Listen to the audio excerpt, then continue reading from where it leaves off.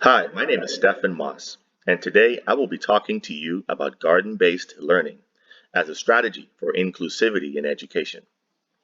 The garden is defined as a small piece of ground used to grow vegetables, fruit, herbs, or flowers. But we know that it's much more than that. It is a place of beauty, awe, and wonder, a place to see nature in action, all of the intricate pieces of our glorious web of life interacting with each other. The details, the colors, the sounds, it's all there working together, each living thing playing its role, doing its part to keep things going. Perhaps there's no better model for inclusivity than a garden. Gardens give students a broad understanding of nature. Sun, water, and soil set the stage for the trees, the bees, and so much more. One lesson is clear: diversity rules. In each corner of the garden, you can find something different if you're looking. A visit to the garden should reinforce the notion that the more we get together, the happier we can be. Encourage your students to embrace the diversity of life by providing them with a magnifying glass, a small shovel, gloves, and of course space to roam, with the right amount of supervision, of course. Maybe organize a small garden bio blitz and have students count how many different species of organisms there are. Install a bird feeder or birdhouse so that students can learn the local birds, or butterfly bushes to attract various butterfly species. After the activities, provide an opportunity for reflection. Translate the diversity of life in the garden to the diversity of human life. And of course, emphasize the beauty of every human being and how we also benefit from one another. A trip to the garden can be a history lesson that unites all humans around a common theme: agriculture. Before agriculture, humans were hunter-gatherers who foraged and spent most of their time in search of food. However, the agricultural revolution changed how humans ate, lived, and interacted with each other, allowing for the development of modern civilization. We became farmers, gardeners, people of the soil. Today, we benefit from this moment in our human history that has made life better for all of us. Encourage further discussion around this topic by providing students with information about various crops grown by different groups of people, and also information about how humans traded herbs, spices, and other food products with each other. Scan the QR code provided on this particular section of the screen to access content on the origins of food crops. Humans in different parts of the world use plants for different purposes. Some were used for food, while others, of course, for medicine. In some cases, the unique plant species that only existed in certain areas of the world became part of the culture of people groups in those areas. Corn, for example, domesticated in indigenous Mexico about 10,000 years ago. Macadamia nuts from Australia, and so on. There is room for appreciation of each culture and how they use their plants. You can show this by creating a world garden, where beds are little countries containing the plants that grow in those specific places.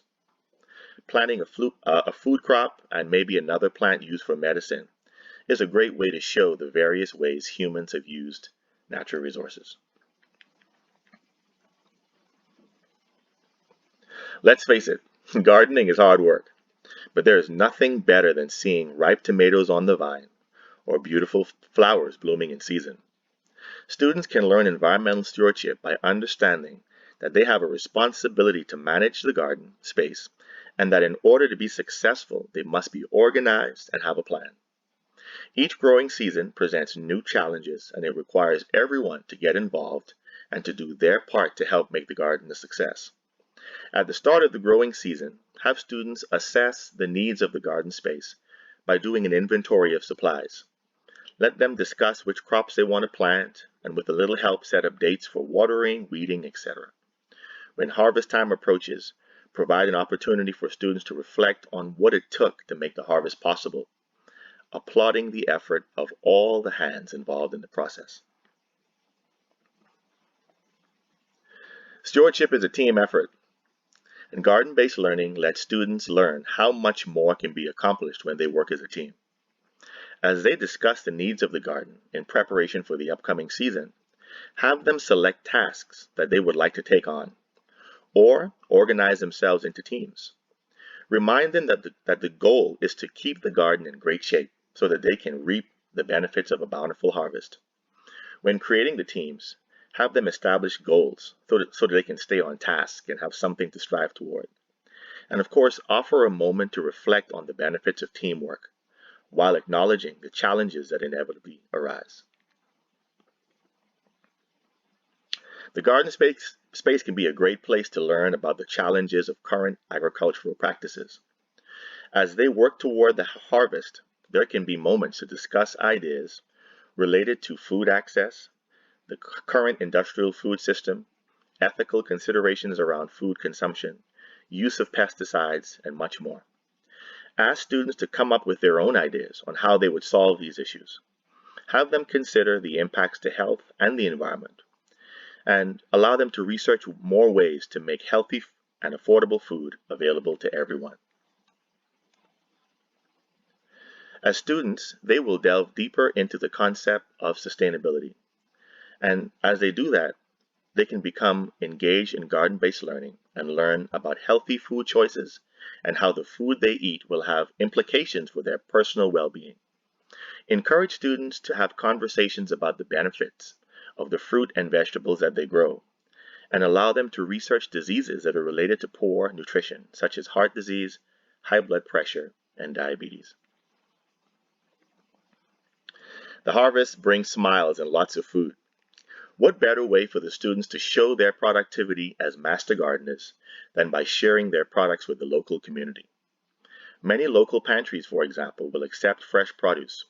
Or you can opt to keep it school-wide and just invite parents, teachers, and staff to come by and choose their produce. Have the students prepare the produce and design a flyer or a sign to advertise. As they harvest and serve, allow for a moment of reflection as they consider how the different produce items provide nutrition for the community. Maybe have them include short summaries of each produce item and show the various vitamins, minerals, antioxidant properties, etc. that each item provides for good health, based on what they've learned about earlier conversations regarding personal health.